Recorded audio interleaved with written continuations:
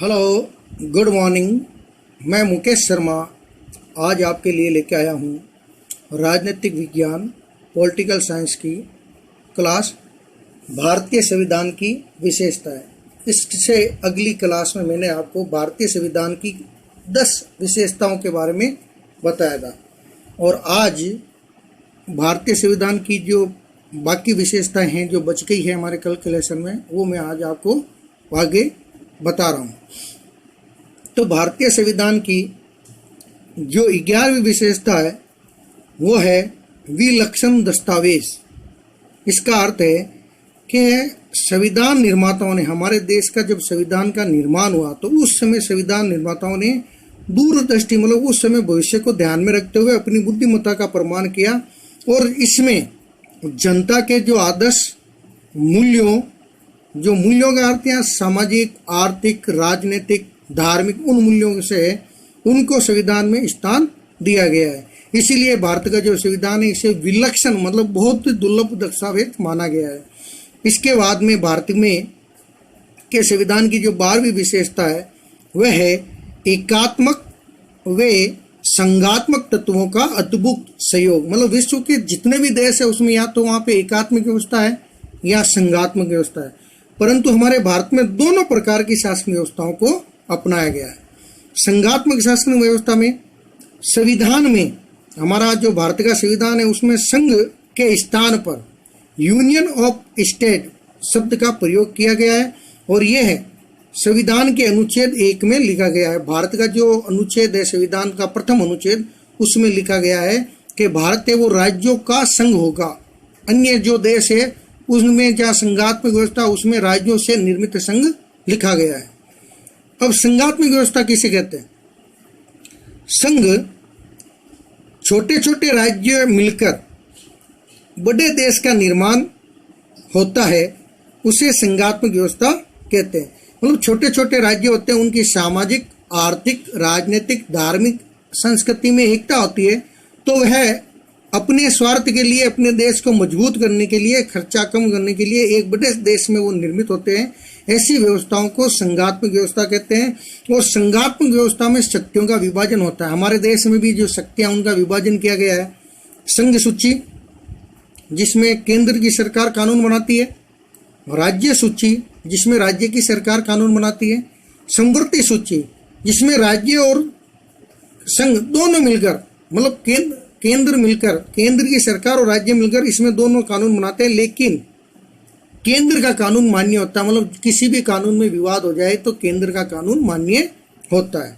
और एक होती है अपशिष्ट सूची, ये कनाडा से ली गई है। मतलब उस समय जो संविधान के विषय थे जैसे इंटरनेट है, साइबर क्राइम है, उनको इन अपशिष्ट सूची में रखा गया है। इसे भी केंद्र को दिया गया है।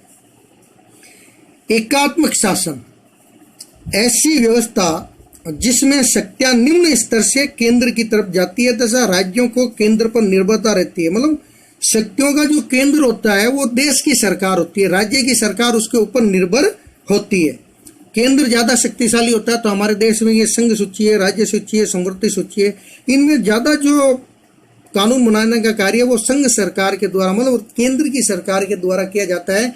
तो एकात्मक शासन में भी जो शक्तियां होती है वो केंद्र को ज्यादा दी गई है तथा केंद्र का राज्यों पर नियंत्रण रहता है। राज्यों पर नियंत्रण का होता है हमारे भारत में वर्तमान में पहले 29 राज्य थे और वर्तमान में 28 राज्य है।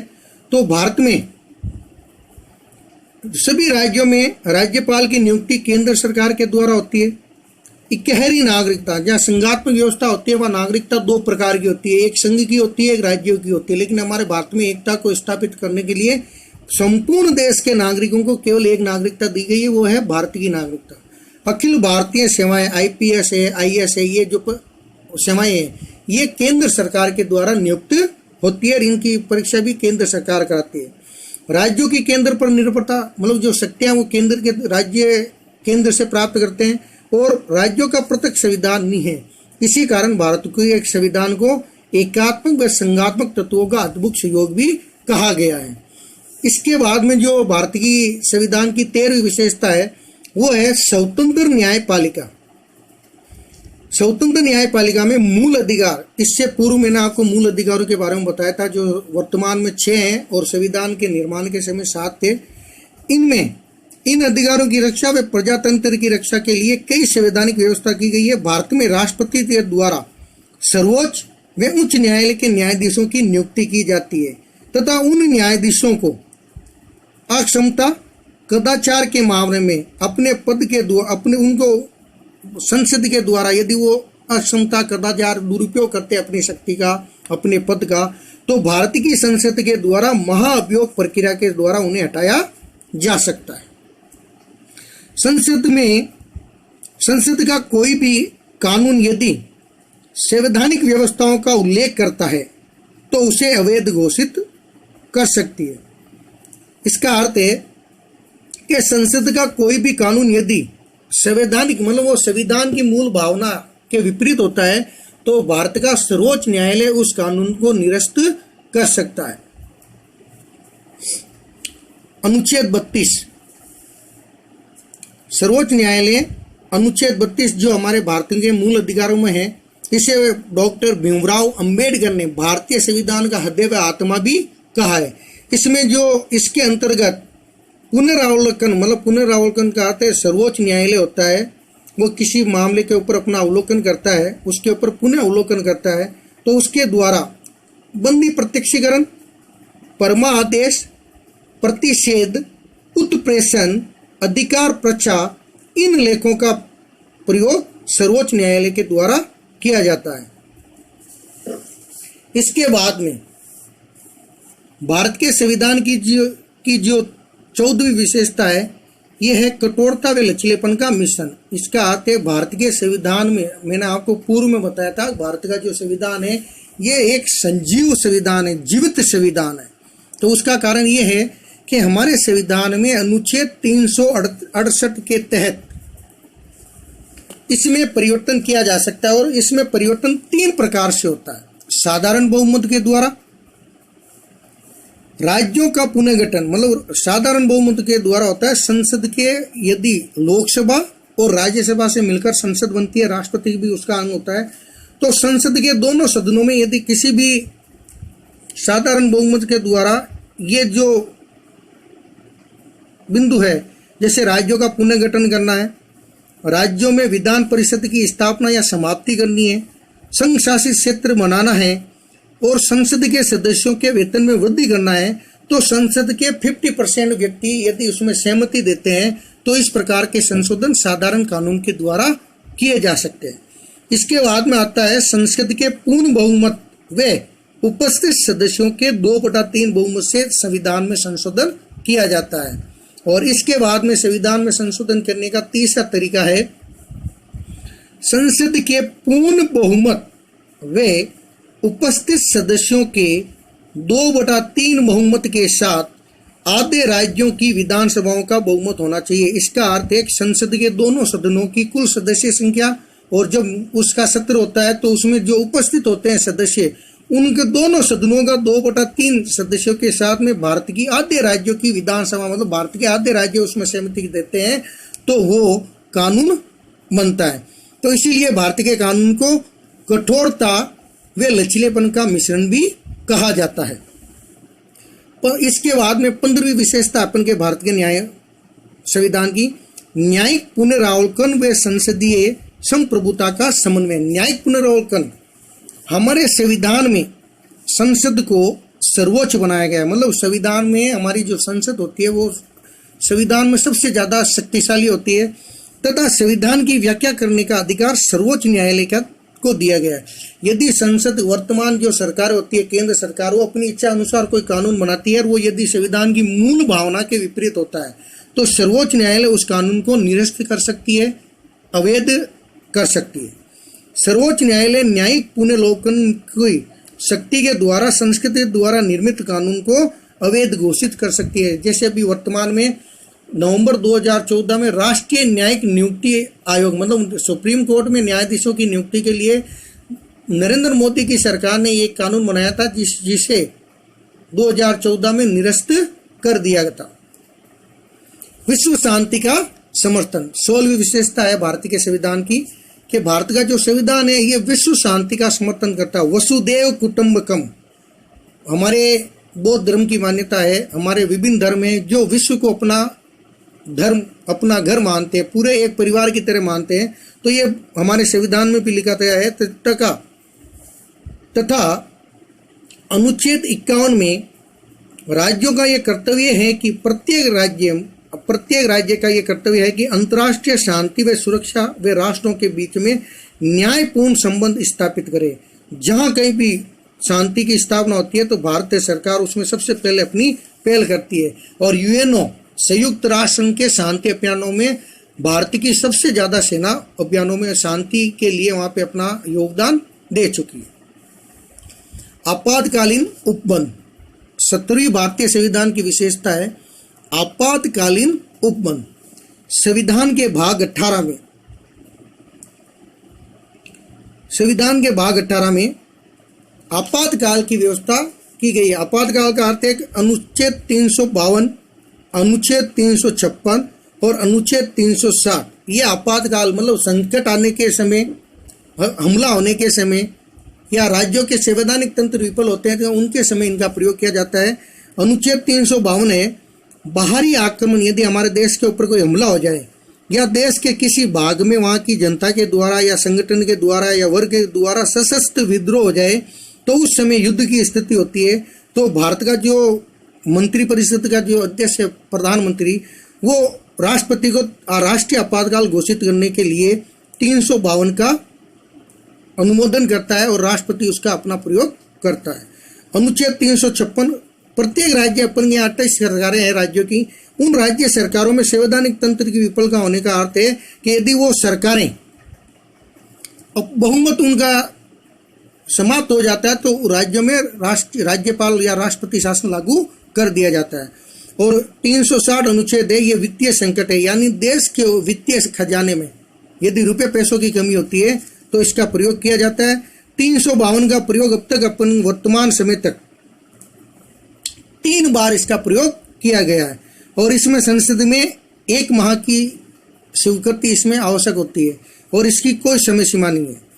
356 में राज्यों के संवैधानिक तंत्र के विफल होने में 2 माह तक संसद को उस सदन की बहुमत की आवश्यकता होती है, सहमति होती है और इसे 3 माह तक लागू रखा जा सकता है, 3 साल तक लागू रखा जा सकता है। और अनुच्छेद 360 वित्तीय संकट, ये हमारे देश में अभी तक इसका एक बार भी प्रयोग नहीं हुआ। एकल नागरिकता भारतीय संविधान की 18वीं विशेषता है। प्रत्येक नागरिक को एक ही नागरिकता दी गई है। संसद में 2 नागरिकता दी जाती है। देश में, संघ में या हमारे देश में एकता बनाए रखने के लिए ऐसा किया गया। अमेरिका में भी संघात्मक व्यवस्था है, लेकिन अमेरिका में वहाँ प्रत्येक राज्य की नागरिकता अलग होती है और अमेरिका देश की नागरिकता अलग होती है। हमारे देश में विभिन्न धर्मों के, विभिन्न जाति के लोग रहते हैं, अलग अलग क्षेत्रीयता है। इस कारण संविधान निर्माताओं ने भारत के संविधान में एक ही व्यक्ति को एक ही देश की नागरिकता दी गई है, अलग अलग राज्यों की नागरिकता उसे नहीं दी गई है। इसके बाद में हमारे भारतीय संविधान की 19वीं विशेषता है लोक कल्याणकारी राज्य की स्थापना का आदर्श। लोक कल्याणकारी राज्य होता है जिसमें सरकार, राज्य सरकारें, देश की सरकारें भारत के नागरिकों के लिए आवास, भोजन, मकान, शिक्षा, चिकित्सा, यातायात, सड़कें, मनोरंजन, खेलकूद और नागरिकों का जीवन स्तर ऊंचा उठाएं तथा आर्थिक समानता स्थापित की जाए। आर्थिक समानता का अर्थ है कि यदि कोई व्यक्ति आर्थिक रूप से कमजोर है तो भारत की सरकार, राज्य की सरकार, स्थानीय सरकारें उसी को आर्थिक सहायता देती है, उसको जीवन स्तर ऊंचा उठाने के लिए। जैसे बीपीएल परिवार रहते हैं, इन राशन की दुकानों पे उन्हें मुफ्त में या कम पैसे में सामान दिया जाता है। इंदिरा आवास योजना में उनको मुफ्त में मकान बनाकर दिए जाते हैं।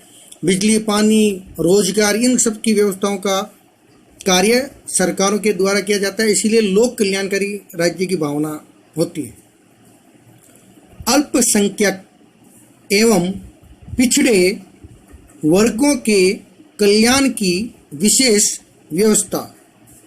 अल्पसंख्यक जो जिनकी वो मुस्लिम या अन्य जाति के लोग जिनकी संख्या भारत के आबादी में बहुत कम है, उन्हें अल्पसंख्यक का दर्जा दिया गया है। अनुसूचित जाति, अनुसूचित जनजातियां, इनको नागरिक सेवाओं में, संसद में, विधानसभाओं में आरक्षण की व्यवस्था हमारे संविधान के द्वारा की गई है।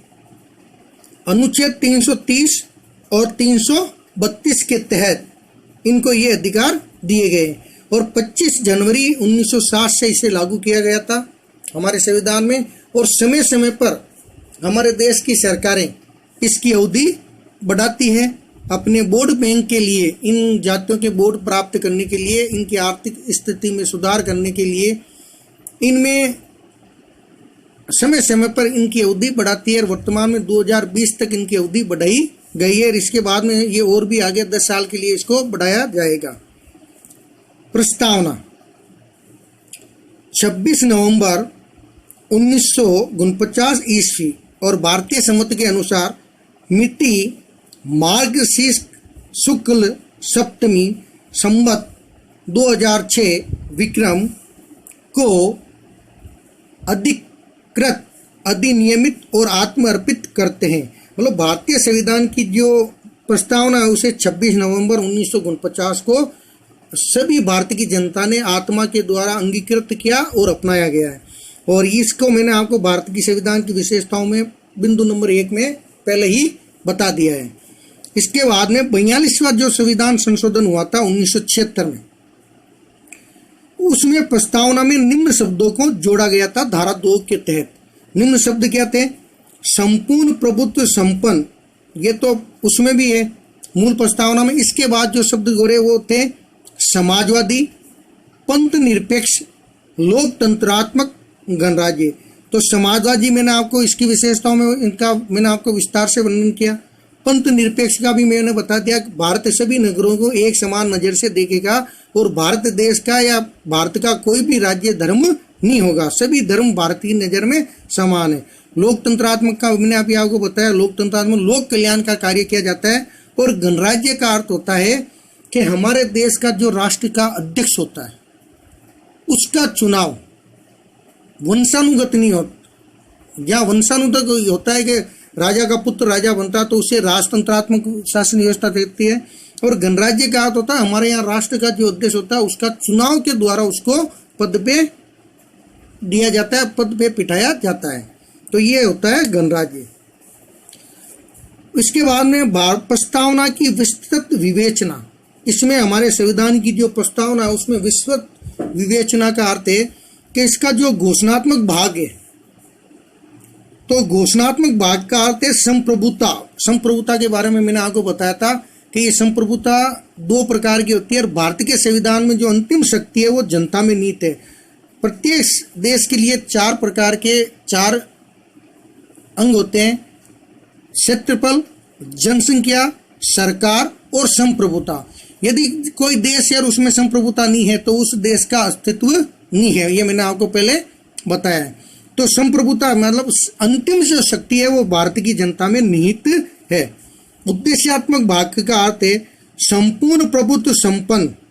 इसका अर्थ है किसी भी बाहरी शक्ति के अधीन नहीं है। हमारा देश में जो भी अपन कार्य करेंगे और जो भी हमारे देश की सरकारें निर्णय लेगी, जो भी हमारे देश की सरकारें किसी भी देश के साथ में संधि है, समझौता है, यदि युद्ध करती है तो उसमें किसी बाहरी शक्ति के अधीन आकर वो ऐसा कार्य नहीं करेगी, वो स्वतंत्र रूप से कार्य करती है। समाजवादी, पंथ निरपेक्ष, लोकतंत्रात्मक और गणराज्य, इन शब्दों का अर्थ मैंने भी आपको बताया था। विवरणात्मक भाग का अर्थ है, विवरणात्मक भाग का अर्थ है सामाजिक, आर्थिक, राजनीतिक न्याय। सामाजिक न्याय का अर्थ है कि भारत के प्रत्येक नागरिक को सामाजिक स्तर पर किसी प्रकार का भेदभाव नहीं किया जाएगा। आर्थिक समानता का मैंने आपको बताया, भारत की सरकार, राज्य सरकार, स्थानीय सरकार पिछड़े हुए लोगों को, आर्थिक रूप से कमजोर लोगों को सुविधाएं देकर आर्थिक असमानता कम करने का कार्य करती है। और राजनीतिक न्याय का अर्थ है कि भारत की जनता को वोट देने का अधिकार है चुनाव में खड़े होने का अधिकार है, और यदि उनकी योग्यता है तो भारत का सर्वोच्च पद होता है जो राजनीति में राष्ट्रपति का पद होता है, उसे भी वो प्राप्त कर सकते हैं, लेकिन होनी चाहिए आप में योग्यता। तो मैंने आपको भारतीय संविधान की 20 विशेषताएं और प्रस्तावना के बारे में विस्तार पूर्वक बताया। अब मैं आपसे निवेदन करता हूं कि आप इनका स्क्रीनशॉट लेकर ये जो नोट्स है इनको आप अपने रजिस्टर में अच्छी तरह से लिखेंगे।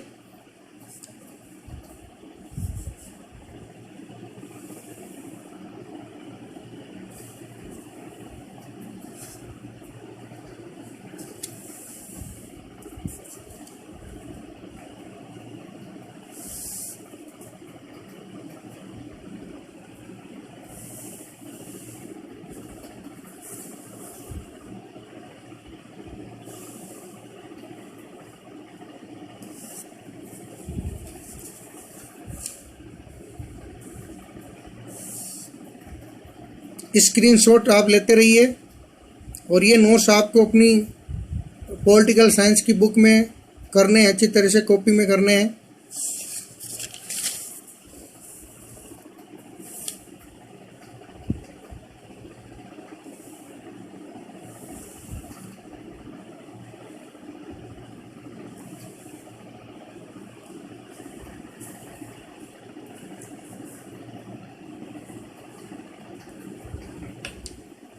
तो आज हमारा एक टॉपिक भारतीय संविधान की विशेषता ये पूरा हुआ है, और मैं आशा करता हूँ कल और आज की क्लास में आपने इसे अच्छी तरह से समझा होगा और इन नोट्स को आपने लिखा होगा।